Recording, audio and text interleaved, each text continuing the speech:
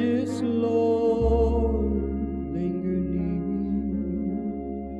when my life is almost gone.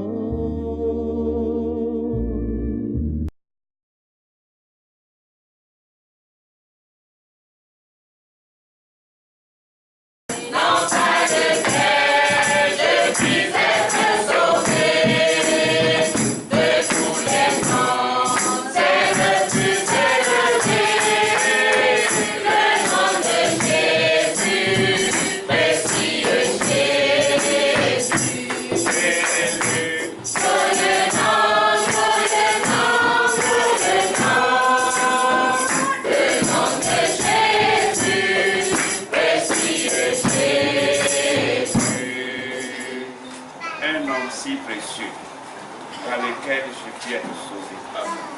Amen.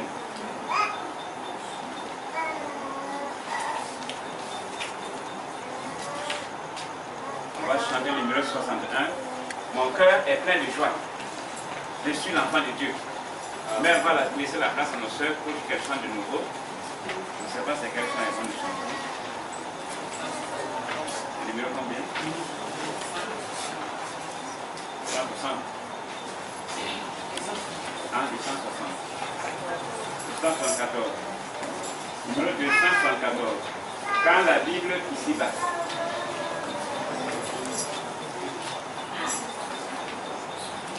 Quand la Bible ici-bas illumine nos pas de savoir que nous remplit. Quand Dieu veut ce qu'il veut, en son nom je le peux. Simplement il faut croire au pays. Croire au pays pour que Dieu puisse ouvrir les écluses célestes.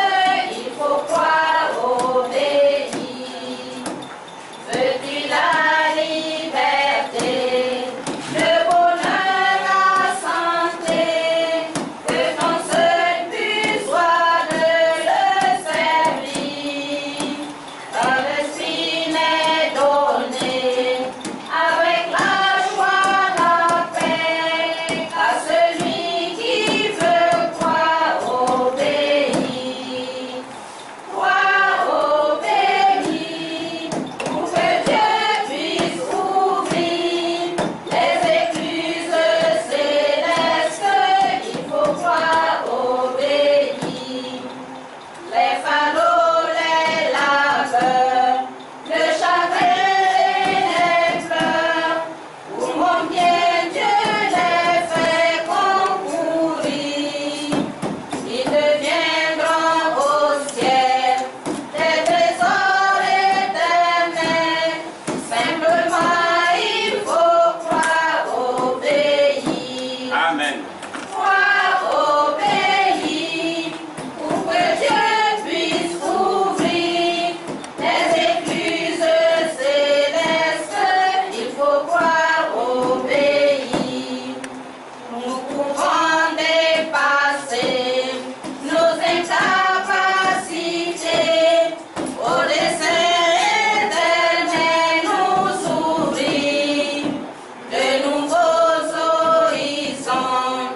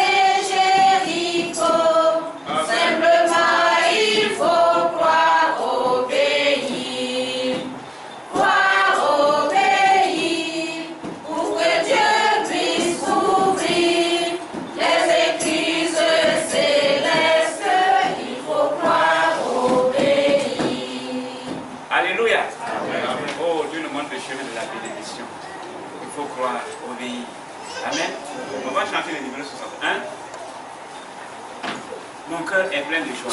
Je suis l'enfant de Dieu. Jésus le dit et je le crois. Amen. C'est pas moi qui déclare, c'est Jésus même l'a dit. Et je crois que c'est vrai. Mon cœur est plein de joie. Mon cœur est plein de joie. Je suis l'enfant de Dieu. Jésus le dit et je le crois. Je sais qu'il est venu pour moi, il est mort sur la croix. Je suis l'enfant de Dieu.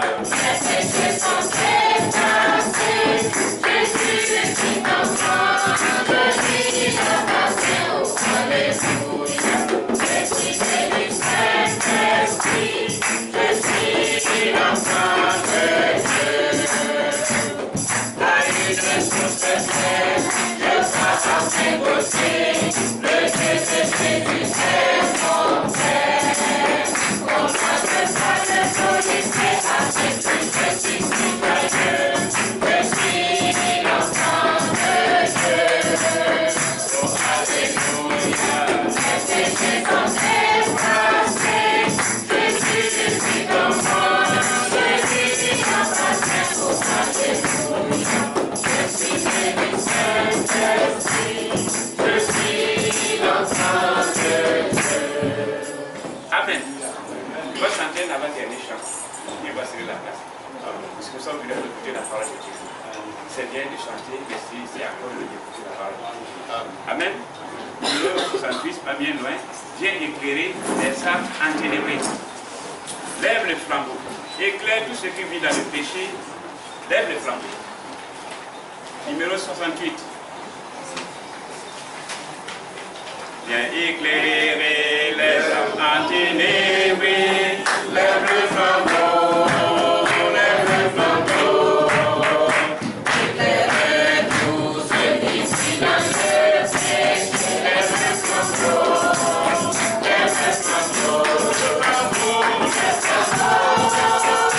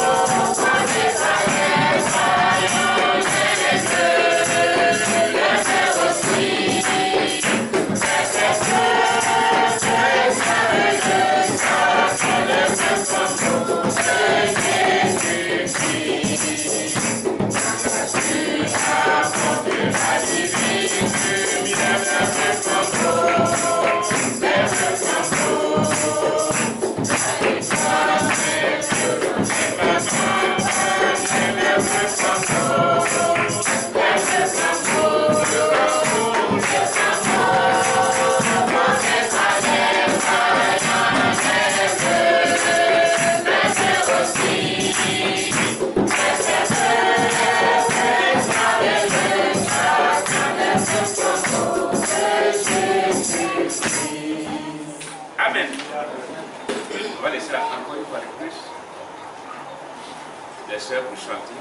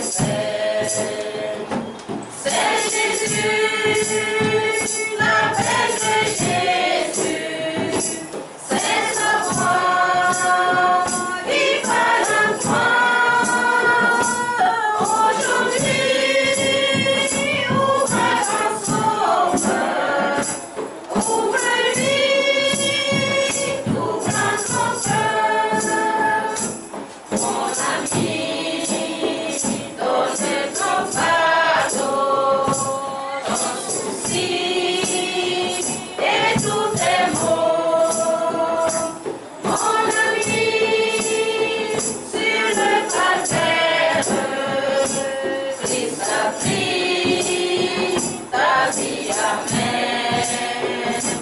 Mon ami, pour être sauvé, il suffit de regarder Golgotha, lieu d'agonie. Golgotha, lieu de ta vie.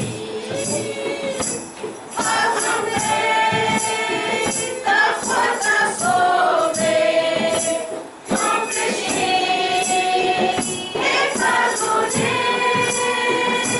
Ne crains pas, mais sur ton chemin, pas en paix, oui, pas en paix. Amen. Que Dieu vous bénisse. Donc, nous allons laisser.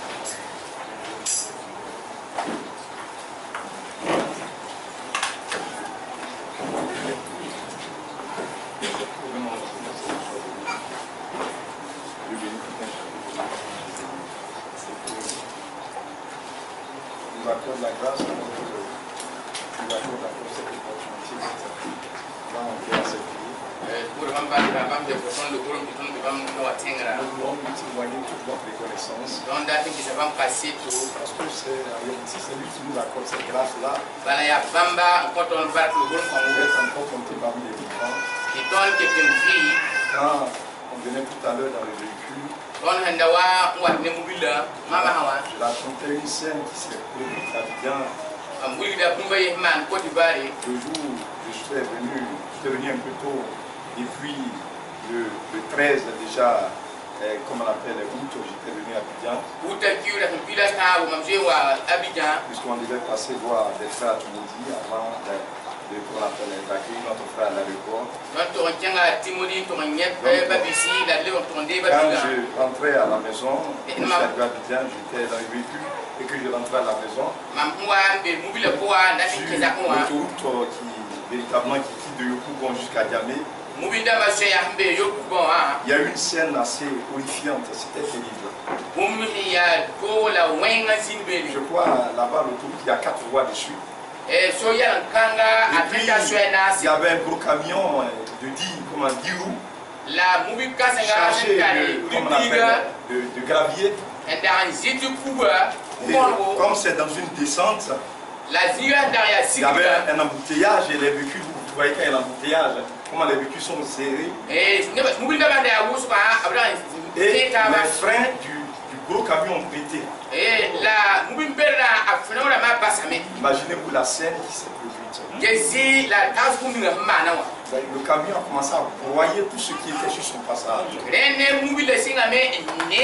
Chacun faisait l'effort, mais quand vous allez partir, c'est-à-dire, l'autre essayait de fuir parce qu'il ne voulait pas mourir. Mais frère, la mort, on ne pouvait pas les compter. Donc c'est pour vous faire voir que si nous sommes encore là, c'est Dieu qui nous fait grâce. Mais pourquoi il permet que nous soyons en vie? C'est cette révélation que Dieu accorde à ses enfants. Il est écrit dans les Écritures, le vivant, c'est celui-là qui te loue au éternel.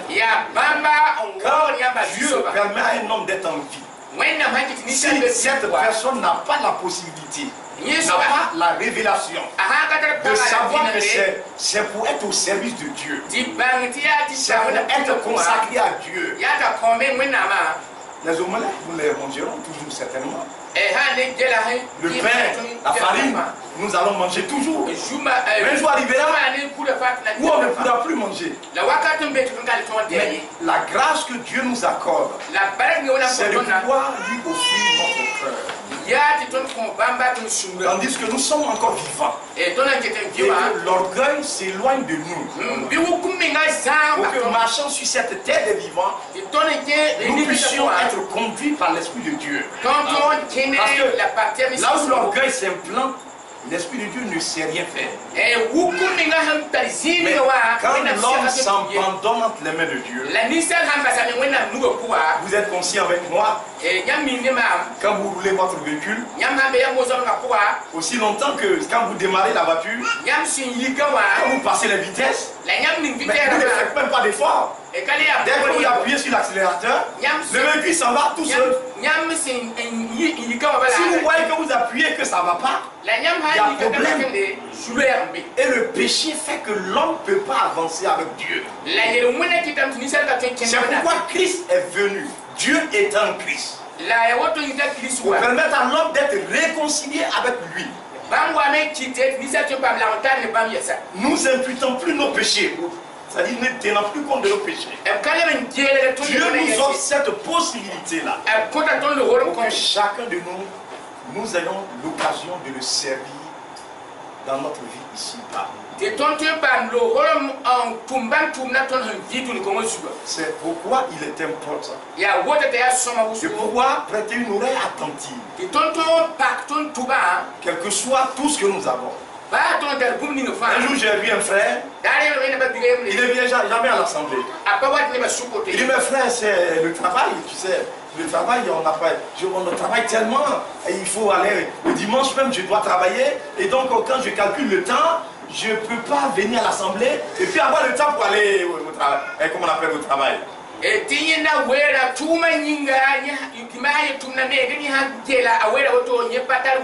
ai dit, mais c'est très bien.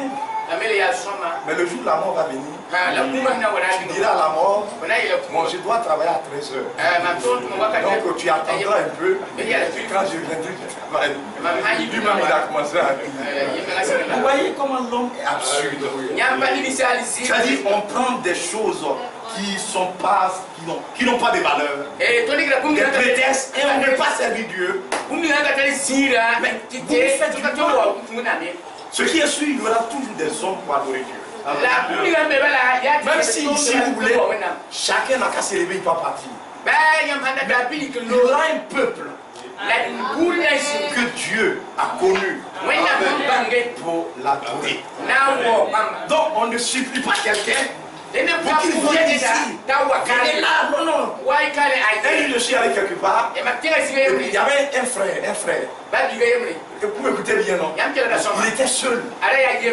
Vous m'écoutez? Et puis, j'ai commencé à prêcher. Donc les gens du village, ils venaient, et puis ils regardent à la fenêtre. Mais de toute façon, j'ai prêché comme je prêche là. Il dit, mais ce monsieur-là, est-ce que ça va bien chez lui? On était deux seulement dans la salle. Mais je prêchais comme si je prêchais à près de 5000 personnes. Ce n'est pas la foule qui nous intéresse. Demandez le frère là, il est là. Le moyen bien étonné. La première fois, quand il est venu de Daoukro, il est parti en vacances dans leur village de l'autre côté là-bas. J'ai dit au frère, bon, il n'est pas bon que nous le laissons là-bas seul. Allons le voir. Frère, demandez-lui. On a quitté, c'est seulement au haut de la frontière entre le Ghana et puis la Côte d'Ivoire. Quand on a quitté, avec les bagarres, les savièmes là, on est arrivé à 23h. Et on n'a pas pu arriver. Parce qu'il y avait un gros camion qui avait barré la route. Donc on allait frapper une porte, je ne connaissais pas, on a frappé une porte, donc on a dormi. Le lendemain, avec un frère, on a marché 9 km. Nous sommes arrivés dans le village avec nos bidons d'eau, parce que là-bas, les problèmes d'eau, c'est compliqué. Donc on avait 10 litres d'eau, on avait nos bagages, on a marché. Mais quand nous sommes arrivés pour la première fois, lui connaît. Là où on nous avait logé, frère, il n'y avait pas de porte. Il est là, vous pouvez lui demander. Il n'y avait pas d'assemblée. Donc j'ai prêché en plein air comme ça. Aujourd'hui, allez-y voir. Il y a une assemblée. Le temple même est devenu petit. Le temple est devenu petit. Et tout récemment, j'étais passé là-bas en septembre. Et puis, ils ont gardé leur dîme. Je suis arrivé. Ils ont dit, pasteur, voilà, on a gardé la dîme, il faut prendre. J'ai dit, non, c'est pas. Donc, je dis, bon, vous prenez cet argent, le nouveau temple que vous êtes en train de bâtir, prenez cela pour acheter des tôles pour couvrir. Il vient même d'acheter des tôles. La dernière fois, on a vu le temple. C'est pour vous dire, en réalité, mes bien mes frères, vraiment c'est important que nous puissions ouvrir notre cœur aux besoins de l'éternel. Dieu nous a créés pour le ciel. La terre, c'est lui qui a créé la terre. Il nous a placés sur cette terre pour ses besoins. Lui, il a des besoins. C'est vrai, vous avez des besoins, mais Dieu a des besoins. C'est pourquoi il vous maintient en vie. Est-ce que vous arrivez à satisfaire les besoins de Dieu? Je vais toujours lire une portion des Écritures et laisser la parole à mon précieux frère. C'est dans le livre du prophète Samuel. 1 Samuel, je crois, au chapitre. 1 Samuel, vous connaissez bien le passage, au chapitre, je crois, 3. À partir du verset véritablement 19. Il est écrit, Samuel grandissait. 1 Samuel, chapitre 3. Chapitre 3, verset 19.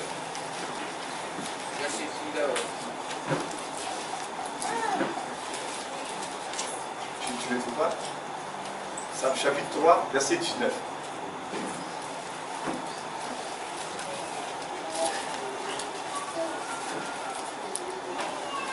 Donc il est écrit, Samuel grandissait. L'Éternel était avec lui. Il ne laissa tomber à terre aucune de ses paroles. Tout Israël, depuis Dan jusqu'à Beersheba, reconnut que Samuel était établi prophète de l'Éternel. L'Éternel continuait à apparaître dans Silo. Car l'Éternel se révéla à Samuel dans Silo par la parole de l'Éternel. Vous suivez attentivement. Mais quand vous lisez au chapitre 1, la Bible dit que la parole de Dieu était rare en ce temps-là. Allez-y dans les églises. Je passais pour aller, comment on appelle l'habillant, je passais à l'église le dimanche, un dimanche matin. Et puis, j'étais avec mon épouse. Et à Yopougon, quelque part, on tournait comme ça. Frère, dans une baraque comme ça, mais le bruit assourdissant qui sortait. Ils ont mis des baffes ici, ils ont mis des baffes ici. Et puis, on chante, les gens dansent. Mais les gens vont devenir sourds. Les gens pensent qu'il faut faire du bruit. Est-ce que vous comprenez bien?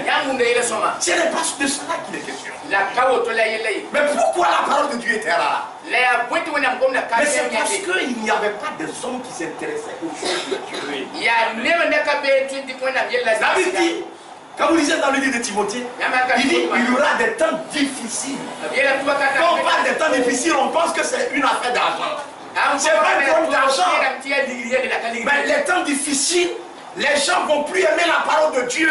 Notre frère vous le disait, même ceux qui se disent avoir reçu la lumière au temps du soir. C'est vrai, nous avons reçu la lumière. Mais il dit, nous tenons d'autant plus certaine la parole prophétique. La lumière s'est levée. C'est vrai. Mais il dit à laquelle vous faites aussi bien de prêter attention. Comme à une lampe qui fait quoi?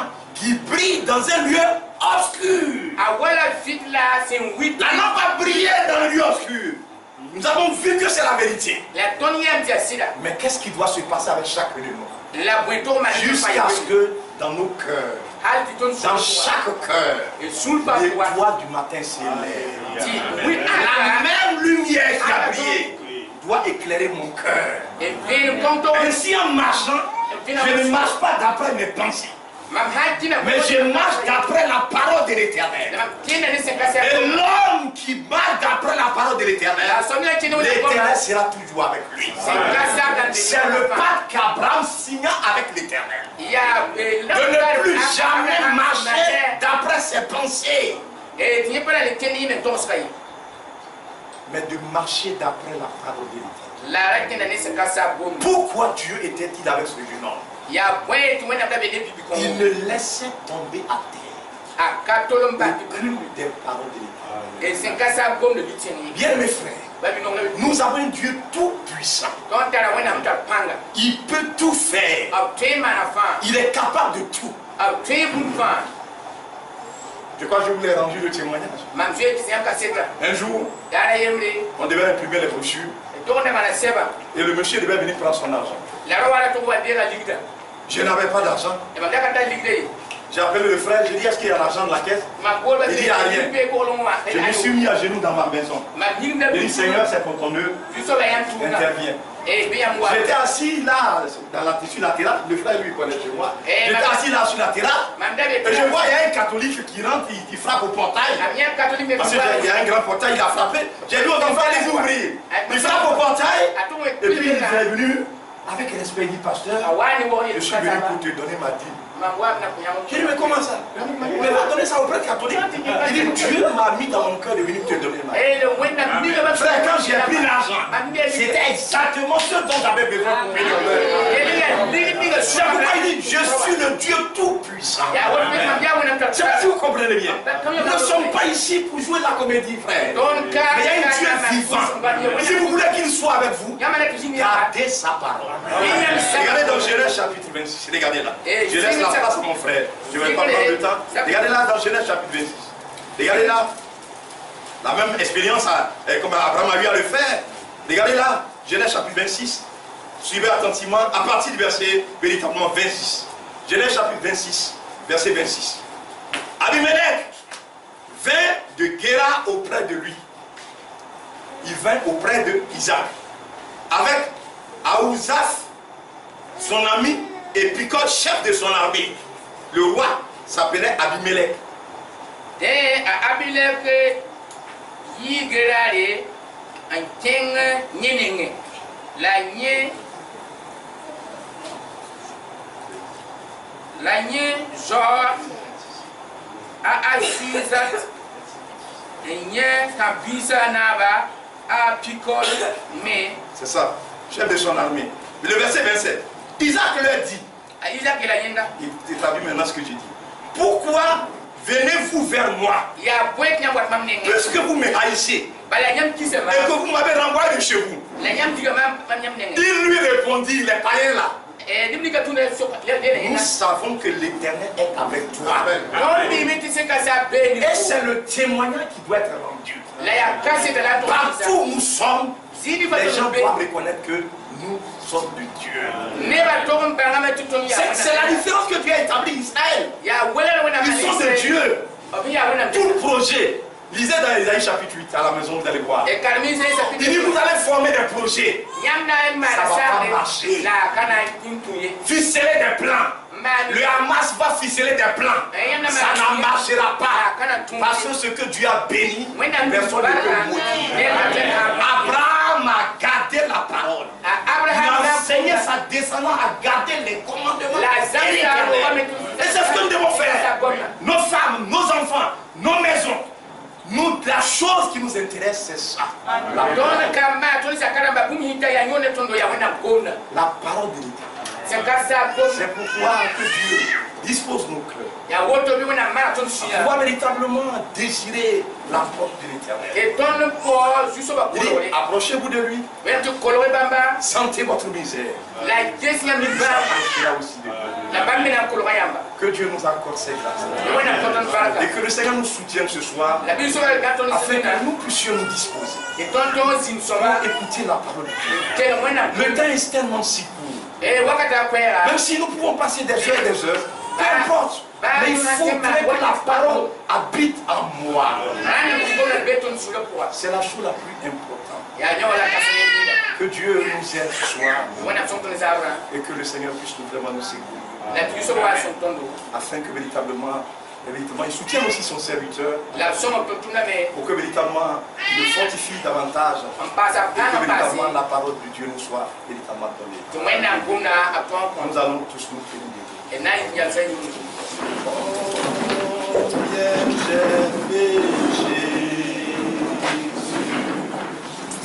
Combien j'aime Jésus,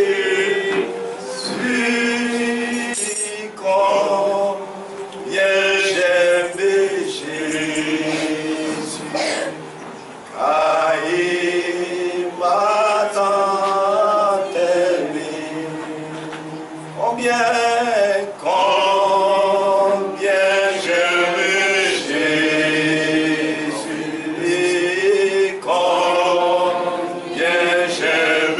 Jésus,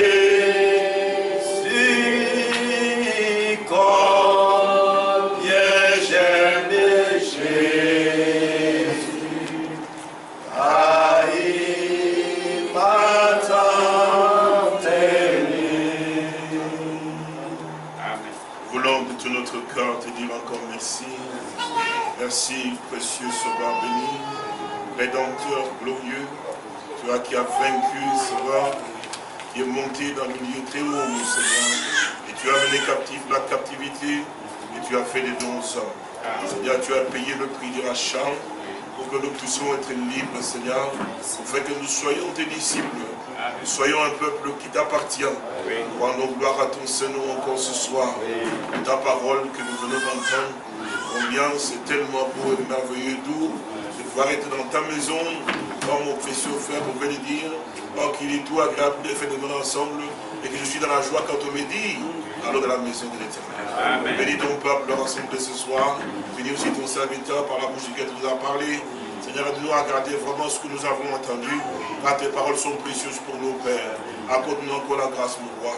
Bénis chacun de nous. Bénis l'interprète, mon sauveur, et accorde-nous encore cette grâce. Alors nous te prions ainsi, Père Saint, au nom de notre Seigneur et Sauveur Jésus-Christ. Amen. Vous pouvez vous asseoir. Nous nous réjouissons de cette grâce que le Seigneur nous accorde ce soir.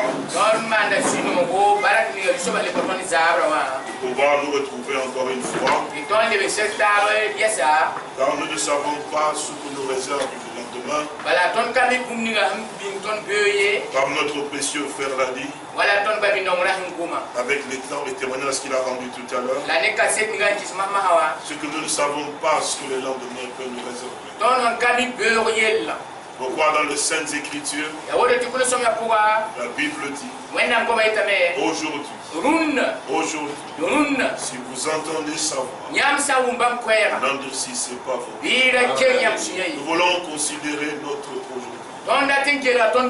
Car si Dieu nous a accordé la grâce d'avoir le souffle de vie aujourd'hui, ce que nous devons vraiment prendre de garde à notre aujourd'hui, et aussi considérer que c'est aussi le temps de la grâce que Dieu nous accorde. C'est vrai, parmi nous, il y a des jeunes, des moins jeunes, des âgés, des moins âgés. Nous devons considérer une chose, comme mon précieux frère l'a donné comme témoignage. Lorsque la mort vient, elle ne choisit pas l'âge. Elle emporte celui qu'il veut emporter. Que ce soit le bébé, que ce soit le jeune, le moins jeune, elle emporte. Vous savez, je crois que j'ai rendu ce témoignage dans une de brochures. J'ai eu la grâce vraiment dans ma vie. Et tous les jours, je remercie le Seigneur pour cette grâce qu'il m'a vraiment apportée. Je n'avais que 15 ans et demi. 15 ans et demi. Et j'étais jeune comme tous les autres jeunes. J'avais des projets dans mon cœur et dans ma tête. Et je disais, quand on me disait dans l'église, j'y allais. Je m'asseyais. Comme les jeunes qui sont assis aujourd'hui. Ah oui, mais au projet. J'étais là assis. Je disais, oh non, moi c'est pas le temps pour moi. Je suis encore jeune. Voilà, je dois encore faire ça, faire ça, faire ça, faire ça, faire ça, faire ça. Et quand j'aurais fait ça, lorsque j'aurais atteint l'âge de 50 ans, 55 ans, c'est à ce moment-là que je pourrais donner mon cœur au Seigneur. Maintenant là, je ne peux pas le faire. Et je ne savais pas. Et le projet que les sorciers, tous les démons avaient projeté pour moi, était que dans un temps laps court de temps, puisse m'enlever l'intelligence, qu'il me rende fou, et que étant devenu fou, puisse me tuer maintenant dans la vie. Et ça, je ne le savais pas. Et moi, j'étais là, je disais, j'ai encore beaucoup d'années. Vous savez comment je l'ai su? C'est qu'un jour, quand j'étais là, j'ai commencé à avoir des douleurs ici sur mon front terrible. Parce que j'aimais beaucoup les études. L'école pour moi, c'était le lieu que j'aimais être. Et j'ai toujours été un peu quelqu'un de solitaire depuis mon enfance. Je n'ai jamais pu avoir des amis. J'ai dit, je n'ai jamais pu avoir des amis. Parce que la manière dont Dieu a conduit mon enfance, je n'ai jamais compris. J'essayais de faire tout ce que les jeunes voulaient faire, mais je n'y arrivais pas. Je me forçais de le faire. Mais ça ne marchait pas. Je m'approchais des gens pour être des amis. Ça ne tenait toujours pas. Parce que je n'allais pas dans le sens dans lequel eux y allaient. Quelque chose me retenait de ne pas aller plus loin. Je ne connaissais pas Dieu, je ne savais rien. C'est ainsi que je n'avais pas d'amis. C'est pourquoi je me retrouvais bien dans l'école.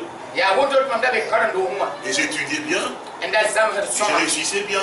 Mais cela ne plaisait pas à ceux qui étaient autour de moi. Et moi, je ne les savais pas. Et c'est pourquoi, étant dans la sorcellerie, ils sont allés faire ce qu'ils devaient faire pour m'enlever donc l'intelligence, puisque j'étais intelligent.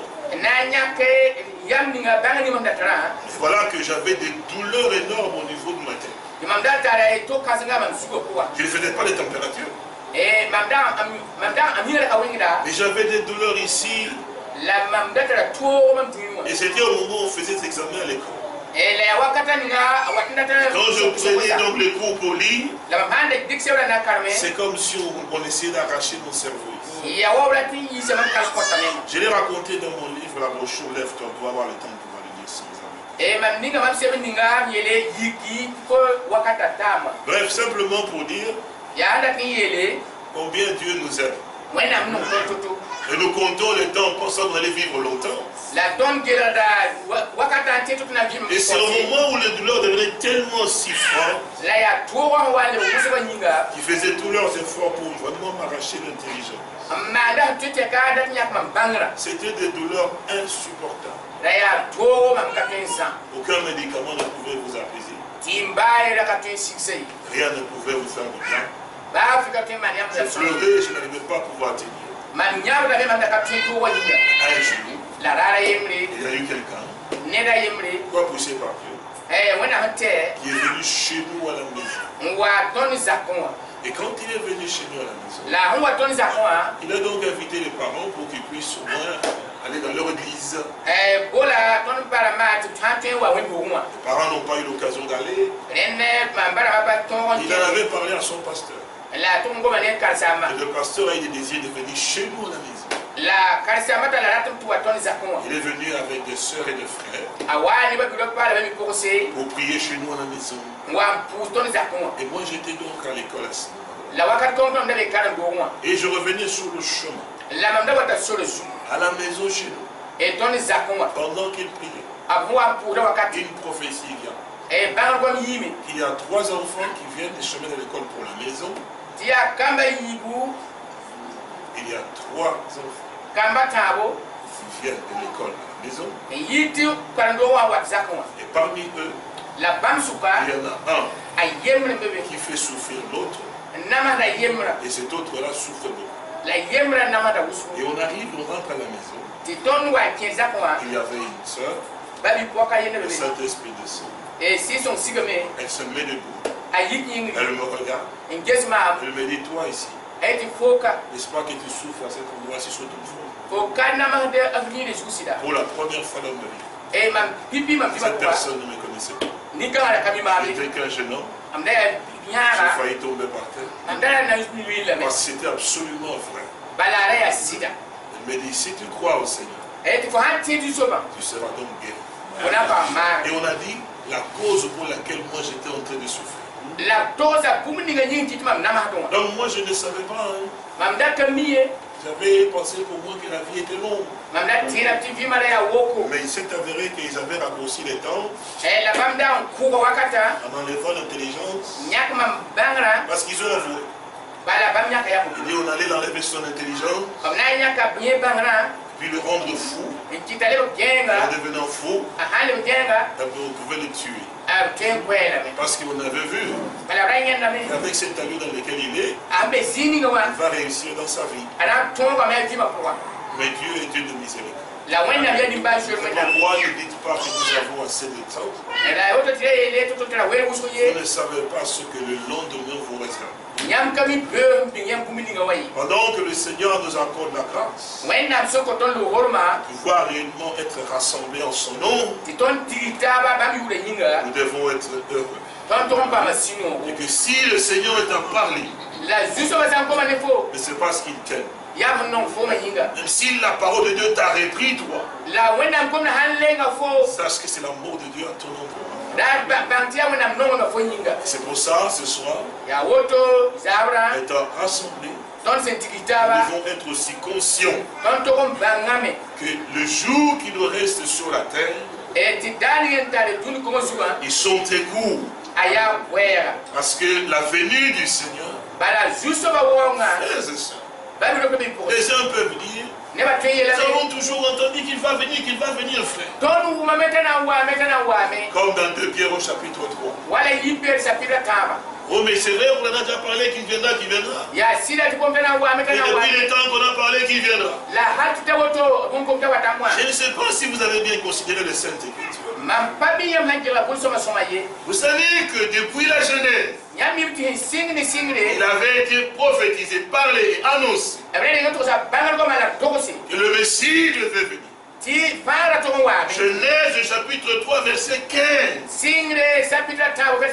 Le Seigneur dit ceci: la semence de la femme écrasera la terre, écrasera la terre. Et je mettrai inimitié entre ta semence et la semence de la femme. Donc déjà là, le Seigneur avait parlé de celui qui devait venir. Et puis plus tard, Isaïe qui vient qui crie en disant: le Seigneur vous donnera lui-même ainsi. Voici donc la Vierge concevra et elle enfantera. Et avant même qu'il puisse accoucher, vous savez que Moïse en avait parlé. Le Seigneur notre Dieu suscitera d'entre vos frères un prophète comme moi. Vous l'écouterez tout ce qu'il vous dira. Alors vous remarquez une chose. Si nous retournons encore plus loin, dans la Genèse, c'est merveilleux, frère. Et nous remarquons une chose. Que Jacob, lorsqu'il a prié pour la bénédiction pour ses enfants, il a aussi parlé. Il a dit jusqu'à ce que les Shiloh viennent. Donc tous ceux qui étaient dans l'Ancien Testament, je veux que vous prêtiez attention à cela, mon frère. Pour que vous compreniez ce que l'Écriture dit. Le Seigneur, notre Dieu, ne tarde pas dans l'accomplissement de sa promesse, comme quelques-uns le croient. Il use de patience envers vous, afin qu'aucun ne périsse, que tous parviennent à la repentance.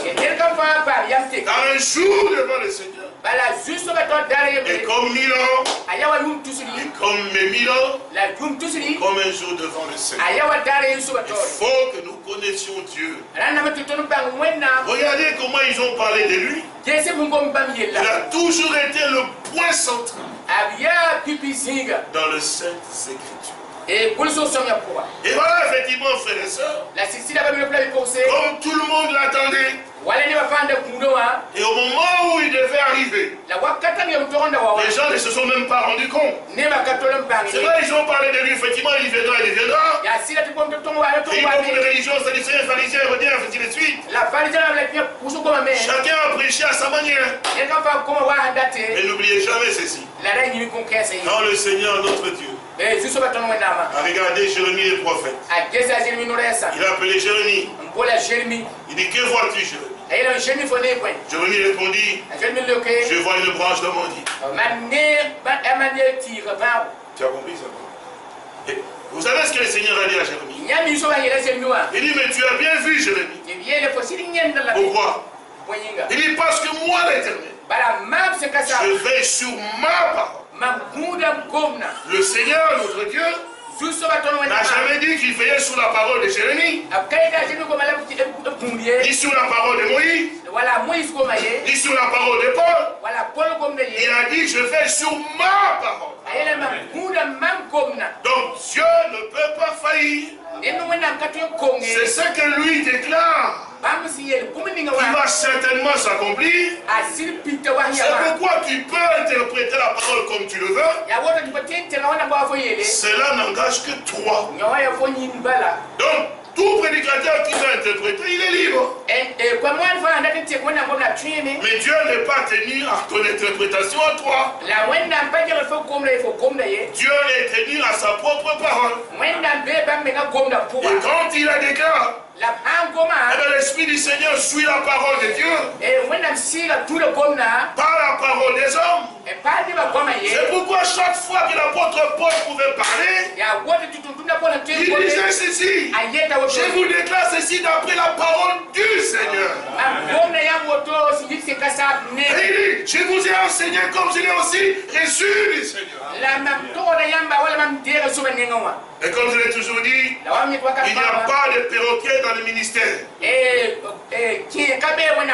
n'y a pas un ministère de perroquet. Parce que les perroquets répètent quelque chose qu'ils ne comprennent pas. Il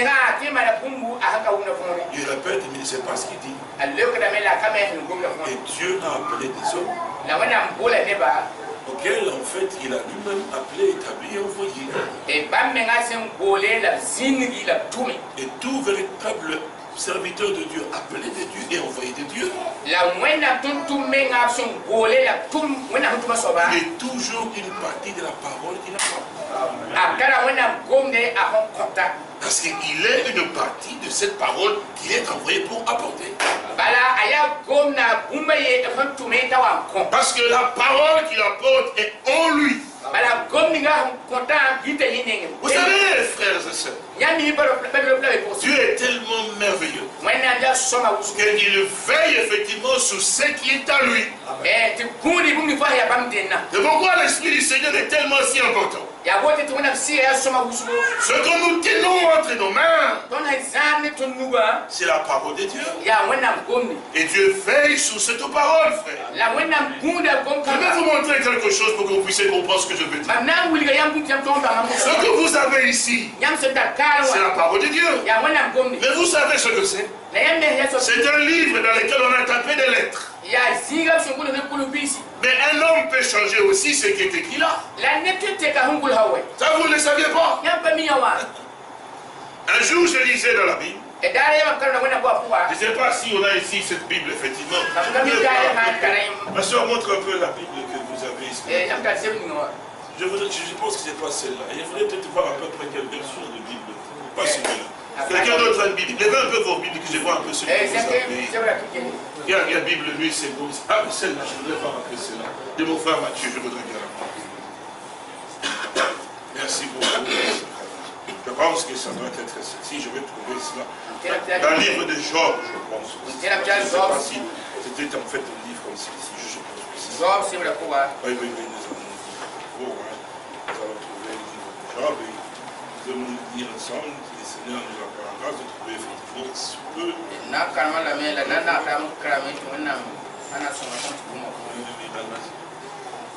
Et là, nous allons pouvoir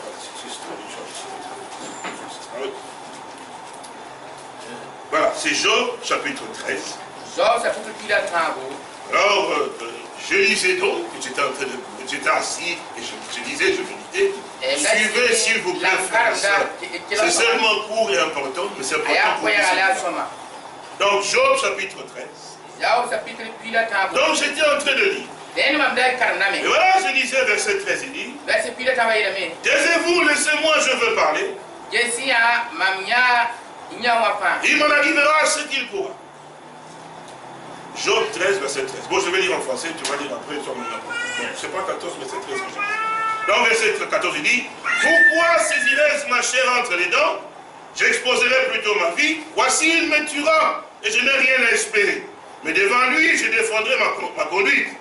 Cela même peut servir à mon salut, car un impie n'ose pas paraître en sa bonne. Donc, j'ai dit le verset 14, non, verset 15, il dit, voici, il me tuera et je n'ai rien à espérer. Quand j'ai lu cela, écoutez très bien, frère. La présence du Seigneur descend. Et alors la voix me dit, est-ce que ce que tu viens de lire là est conforme à la parole de Dieu? Frères et sœurs, j'avais ma Bible en main. Et je lisais ça dans la Bible. Voici, il me tuera, je n'ai rien à espérer. Et la question m'a été posée. Ce que tu viens de lire là est-il conforme à la parole de Dieu? Et pourtant c'est écrit dans la Bible. C'est ça mon frère qu'il faut vraiment prêter attention. Et quand la question m'a été posée, et puis un moment, un laps de temps est passé, quelques secondes, j'ai dit Seigneur, ce n'est pas conforme à ta parole. Et pourtant c'est écrit non, non, non, non. Ce n'est pas conforme à ta parole. Pourquoi? J'ai dit mais parce qu'un fils de Dieu ne pourra jamais dire une telle chose. Un fils de Dieu, même s'il est mort, même s'il a des difficultés, il va toujours espérer en toi. Et la voix s'est terminée. Et puis je suis resté. J'ai dit, mais comment est-ce possible que j'ai répondu comme ça au Seigneur? Et pourtant c'est la Bible quand même, c'est écrit. J'ai commencé à tourner, qu'est-ce qui m'est arrivé? Et quelque chose me pousse. Allez prendre la Bible d'Arc.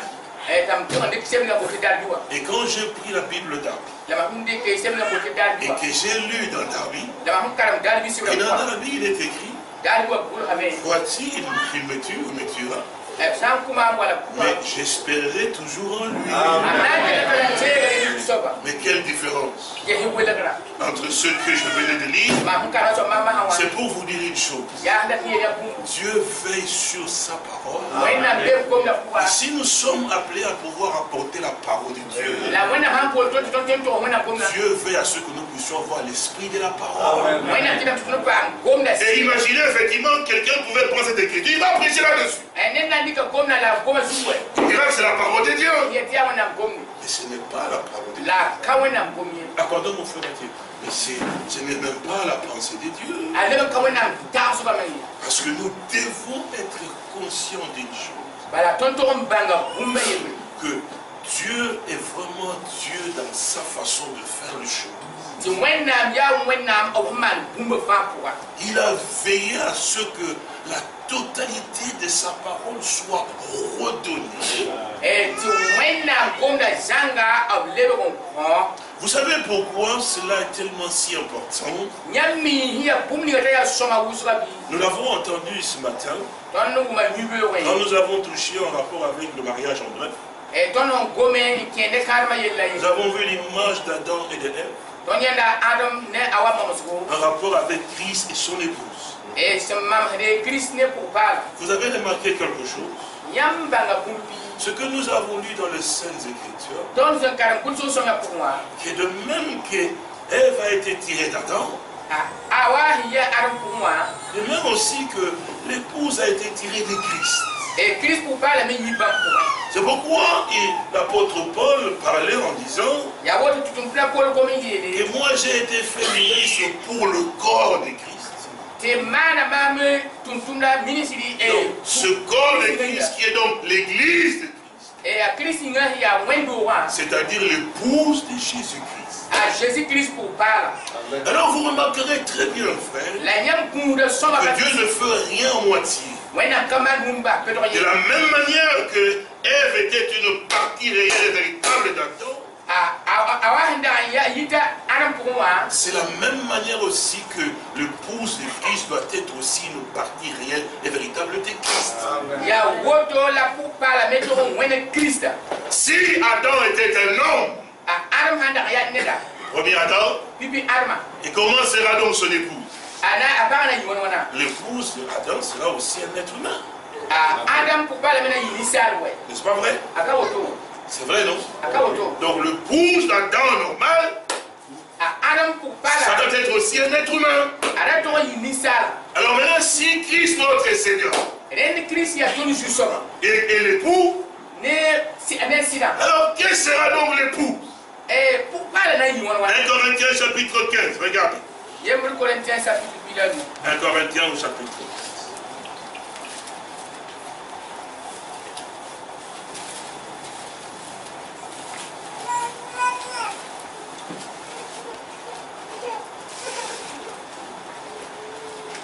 Corinthiens au chapitre 15.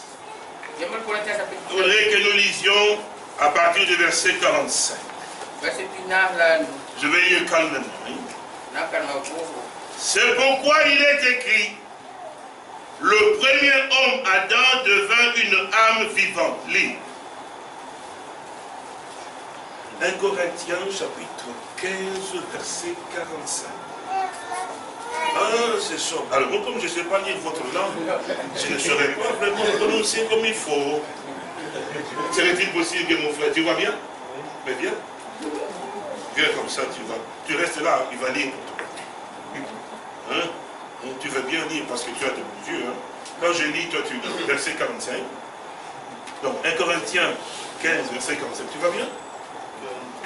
Oui, voilà. Alors, je l'ai dit ici, il dit, c'est pourquoi il est écrit, le premier homme, Adam, devient une âme vivante. Yawoto Yinga, et Poulsame, Pipirawa, à Adam, Nana, qui Niviga. Le dernier Adam est devenu un esprit vivifié. D'ailleurs, Adam a son côté vie. Mais ce qui est spirituel n'est pas le premier, c'est ce qui est naturel. Ce qui est spirituel vient donc ensuite. Si Rinka wapipi, il y a dunia ren wapipi. La sirena yalon wame. Le premier homme tiré de la terre, il est terrestre. Le second homme est du ciel. Donc tel est le terrestre, tels sont aussi les terrestres. Tel est le céleste, tels sont aussi les célestes. Pipineda, sinan, sin nitenga toma, ya dunia renda, la yimu soba, ya arzan denda, ten tom soba, si ya bumninga, dunia ren me ya woto, la arzan soba, si ya bumninga, arzan denda ni ya woto. Et de même que nous avons porté l'image du terrestre, donc de Adam l'homme, hein, l'homme, homme, hein, de même que nous avons porté l'image du terrestre, nous porterons aussi l'image du céleste. La waton se ndaya tenga tom soba, tona iyiwa azan soba me. C'est bon? Si. Merci mon précieux. C'est bien sûr. Donc, remarquez comme le Saintes Écritures nous le montre. Donc, le premier Adam est un homme, sa femme devait être la même nature que lui, un homme. Mais le dernier Adam, il est le Seigneur du ciel. Et l'Écriture nous dit, de la même manière que nous avons porté l'image du terrestre, puisque le premier était un homme 100% homme, Mais le dernier Adam, il est 100% Seigneur du ciel. Et s'il a une épouse, comment sera son époux? Si le Seigneur est Dieu et qu'il est la parole, quel sera donc son époux? L'époux sera aussi la parole. Il est aussi la nature divine de Dieu. Alléluia. C'est pourquoi dans Éphésiens, nous lisons chapitre 3, Éphésiens chapitre 3, verset 13. Aussi, je vous demande de ne pas perdre courage à cause des afflictions que j'endure pour vous. Elles sont votre gloire.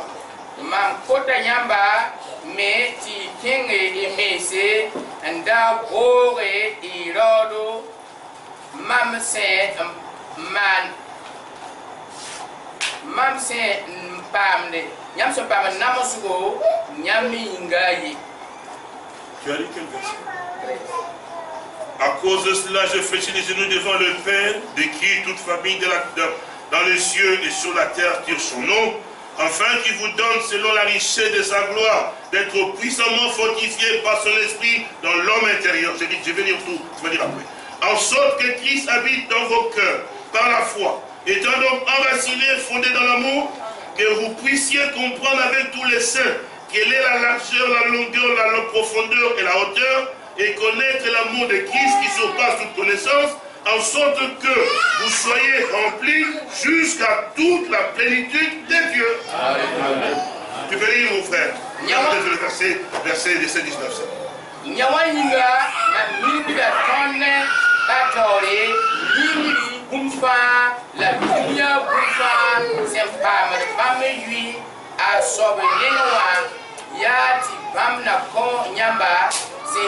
C'est bam et nam kasanga la ne bam si son panga nyam na bam pang bozo et isuye poussé ti Christ na zindi nyam suya poussé ne timo la ti nyam se ki nyara et nyebege nongolon pour moi nyam tue lam ne wennam ne ba fa en bange ayalam la wolum la zulum la zandalum se ya bumninga la tinyam bange Christ nongolom se yire ne ba sentwen bange hale tinyam na pidi ne bam ne bumni fa se yi tuwenam nengowa masa Isin tuya man hale wusugo en yiri toni sen kosa la tase sen zemsu bum pampanga sen tumna tono pour ma pangore à Jésus tiens de bapnenge la Christ Jésus nenge waka 57 amen. Amen. C'est pourquoi, mon frère et ma soeur, nous ne sommes pas nous appelés à former une religion. Comme pour beaucoup de frères ou de soeurs qui créent des problèmes pour le bâtiment, et ainsi de suite, et qui ont des problèmes au pasteur, il faut comprendre pourquoi Dieu nous a fait sortir.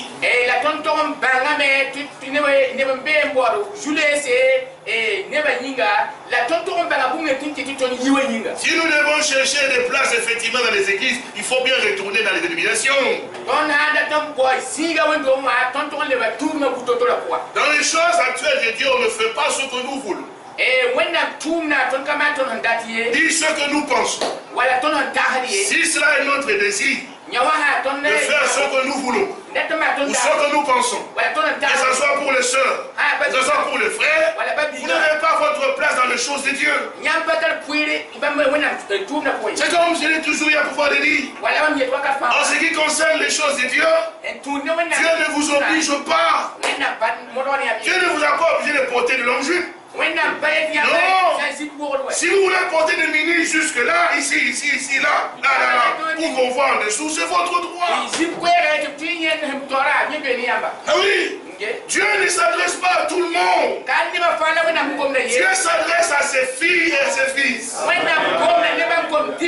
Chacun de vous est libre. Frère, ne n'amenez pas dans la maison de Dieu les saletés, effectivement. Si ce sont les choses que vous aimez, c'est dehors. La même chose avec les frères. La même chose avec les frères. Mon frère, chacun des frères doit connaître effectivement que l'œuvre de Dieu, c'est l'œuvre de Dieu, pas l'œuvre d'un frère. Où chacun peut dire, moi aussi j'ai mot à dire, j'ai mot à dire. Tu n'as pas le mot à dire. C'est Dieu qui a le mot à dire. Dans l'œuvre de Dieu, c'est l'œuvre de Dieu. Si ça ne te plaît pas, les choses de Dieu, tu es libre d'aller où tu veux. On ne va pas te supplier. Parce qu'il y a des frères qui se croient que, et moi quand je suis là, s'il faut que je suis important, je suis important. Personne n'est important. À quoi es-tu important pour Dieu? Qu'est-ce que tu peux donner à Dieu pour que Dieu te soit important à ses yeux? La vie qui t'anime vient de toi. La vie qui t'anime. Est-ce que ça vient de toi? Mais tout ce que tu as, ça vient de Dieu. Qu'est-ce que toi tu as de toi pour battre ta partie? C'est pour ça que nous devons vraiment bien considérer les choses. Et savoir effectivement apprécier la grâce que Dieu nous a accordée. Et de reconnaître que le Seigneur notre Dieu, il n'a jamais fait des choses par hasard. Comme j'ai dit, dans les choses de Dieu, on ne supplie jamais personne. Un pasteur qui supplie les âmes à pouvoir rester avec lui n'est pas un bon pasteur. C'est vrai? C'est vrai. J'en ai connu un comme ça. Un véritable homme de Dieu. Il sait qui il est. Frère, si Dieu vous a parlé, moi ici que vous voyez, mais j'étais très bien. J'avais mon entreprise. Venez chez moi, lui connaît chez moi. J'avais mon entreprise, je faisais bien mes affaires. Oh, j'avais des contacts presque partout. Je brassais de l'argent en main. Chez nous là-bas, on me connaissait partout là-bas. Quand les avions atterrissaient, j'étais prêt même à acheter un avion. Loué d'abord. Dieu m'a appris beaucoup de choses. J'ai trouvé, vous savez, tout ce que l'homme peut arriver à pouvoir faire dans le travail, je l'ai fait chez moi. Je l'ai fait. Mais pendant que j'étais dans mon bureau, parce qu'il y avait 2 départements, j'ai quitté mon bureau là-bas pour venir ici pour prendre mon aspirateur parce que je devais arroser le second appartement. Département, effectivement, là. Vous connaissez l'aspirateur, c'est vacuum cleaner. Bon, c'est un appareil. C'est un appareil qui vous. Ça fait boum, et ça spire. Voilà. Alors je m'inclinais pour prendre les tuyaux comme ça. La présence du Seigneur vient. Et la voix me dit, j'étais appelé pour me servir. Tu as abandonné l'œuvre pour laquelle j'étais appelé pour t'attacher aux choses du monde. Tu es donné de tout ton cœur. Maintenant, lève-toi et attache-toi à l'œuvre pour laquelle j'étais appelé. C'était comme une bombe. J'étais figé sur place. J'ai perdu la force de mon corps. Vous savez, et c'est la vérité. Je ne voulais plus rien m'occuper des choses de Dieu. J'aimais tellement mon travail. Oh, je voulais continuer simplement dans mes affaires. Et quand il m'a parlé, c'est comme ça que je me suis levé. J'ai dit aux frères, peu importe ce que les hommes peuvent dire, je me tiendrai au milieu. Je servirai le Seigneur. Oh, frères et sœurs, ce n'est pas dans l'aventure que nous nous sommes trouvés dans l'œuvre de Dieu. Non, c'est le Seigneur qui nous a placés dans son œuvre. Et pour lequel il m'a appelé. Et comme je le disais, quand Dieu appelle un homme et qu'il se tient dans sa parole, peu importe ce que les hommes peuvent faire, que vous l'aimiez, que vous l'aimiez pas, il y aura toujours un peuple qui va l'aimer, qui va aussi écouter la parole de Dieu. Parce que si Dieu l'a appelé, c'est parce qu'il y avait un peuple. Donc un homme de Dieu doit savoir comment se tenir dans les choses de Dieu. C'est comme cela que le Seigneur Jésus, lorsqu'il s'est tenu, nous l'avons entendu encore ce matin, je pense. Il a dit, mais celui qui ne mange ma chair ni ne boit mon sang n'aura pas la vie. Il y avait une foule de disciples, des gens qui le suivaient. Vous savez ce que la Bible dit? Dès ce moment-là, plusieurs de ses disciples se séparèrent de lui. Et vous savez ce qui s'est passé? Le Seigneur ne s'est même pas donné la paix. Il dit, oh, s'il vous plaît, ne partez pas, restez ici. Il dit, mais vous voulez partir, allez-vous-en. Et même ceux qui étaient dit, mais pourquoi vous n'allez pas vous autres? Suivez-les aussi. Les disciples ne sont pas partis. Il a dit, mais n'est-ce pas moi qui vous ai choisi? Donc il savait très bien que ceux-là n'allaient pas partir, et que les autres allaient partir. Oui, mon frère et ma soeur, dans les choses de Dieu, ne suppliez jamais un frère, ni une soeur, apporte la parole de Dieu. S'il ne se sent pas à l'aise, il peut s'en aller. Parce que si il s'en va, ça dit qu'il n'était pas de nôtre. Ils sont sortis, ils disent, mais pourquoi? Parce qu'il n'était pas de nôtre. Si c'était de nôtre, il serait resté. Oui, c'est la vérité. Et ça vous plaise ou pas, c'est vrai. Remarquez une chose, frère et soeur. Vous connaissez la femme syro-phénicienne? Dans les Saintes Écritures. Oui, cette femme était vraie. Et elle a vu effectivement que le Seigneur guérissait, elle agissait effectivement. Elle avait une fille qui était malade. Elle est venue auprès du Seigneur. Elle criait, Seigneur, Seigneur, ma fille est vraiment tourmentée. Le Seigneur ne faisait pas attention à elle. Et elle continue à crier encore. Les disciples lui disent au Seigneur, mais cette femme, elle nous fatigue.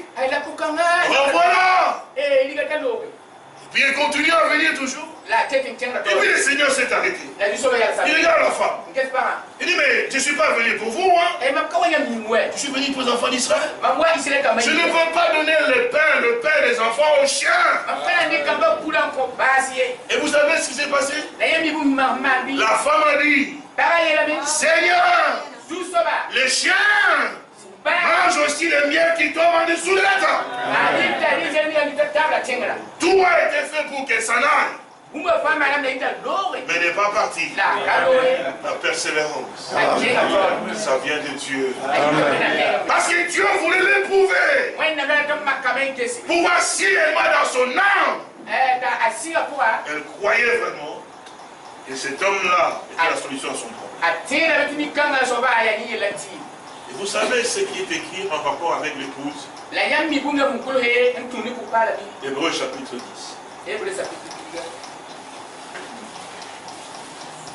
Hébreux au chapitre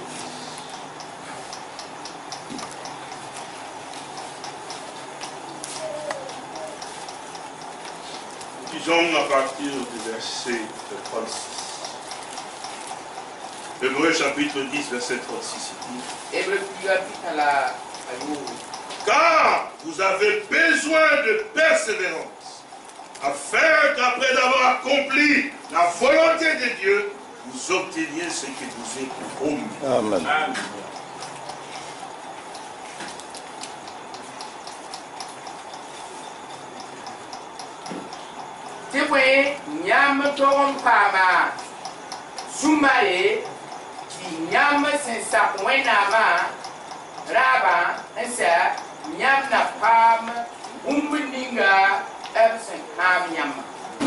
La persévérance, mon frère. La persévérance, ma soeur. Si c'était vous, frère, si c'était vous, sœur, à la place de cette femme, comme ce soir, vous êtes peut-être contre moi, hein. Et ne sait pas pour qui il nous parlait comme ça. Nous sommes des anciens, des frères qui connaissent comme ça. C'est vrai, Dieu connaît ce que vous pensez. Nous avons quitté nos endroits pour venir écouter des banalités pareilles. Le Seigneur dit à la femme, les chiens, donc il traite cette femme des chiens. Alléluia. Et cela, le Seigneur vraiment qui dit qu'il est le Seigneur, il me traite moi des chiens, je vais simplement demander qu'il me traite des chiens. Mais la femme a accepté ça. Il dit Seigneur, les chiens, moi je me mets. Si tu dis toi que je suis chien, que ton nom soit béni. Alors je suis vraiment chien et j'accepte ma condition. Alors maintenant, élève-moi. Et le Seigneur l'a fait. Il a dit, femme. Non. Ta foi est grande, femme. Va. Ta fille est guérie. Oh oui, mon frère. Ne laissez jamais l'orgueil prendre place. Il nous traite pour qui, il nous prend pour qui. Dieu est en train de pouvoir te prouver simplement te sonder. Comme nous l'avons entendu ce matin, c'est par l'épreuve. On peut voir la nature de la personne. Et tout cela a été écrit pour notre instruction. Que nous comprenons que celui qui s'élève sera toujours abaissé.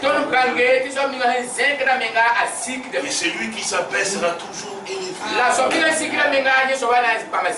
Et la persévérer. Malgré qu'on l'a repoussé. Le Seigneur savait cette femme qui elle était. Elle a voulu le secouer un peu pour voir.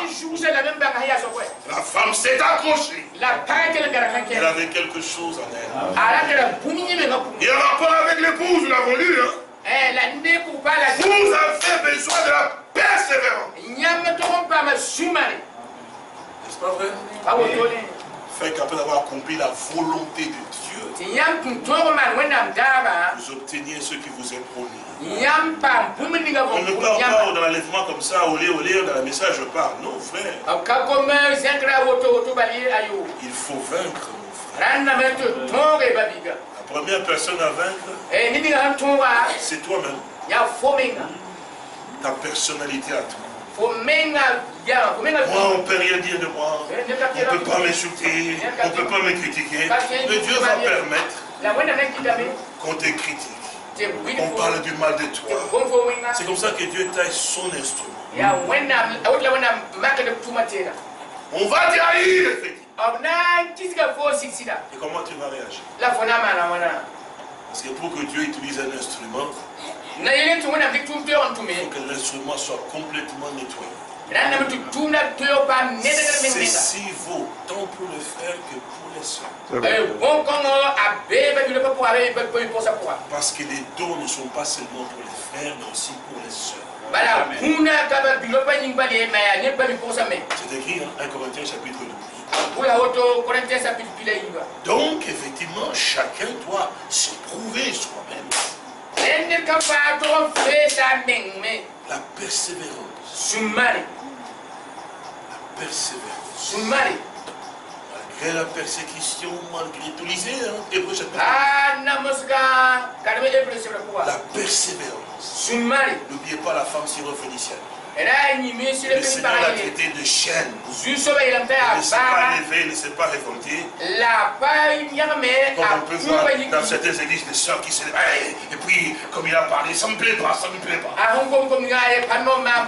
Il a prend son sac et s'en va. Et puis vous voyez, mais sœur, pourquoi tu m'en vas?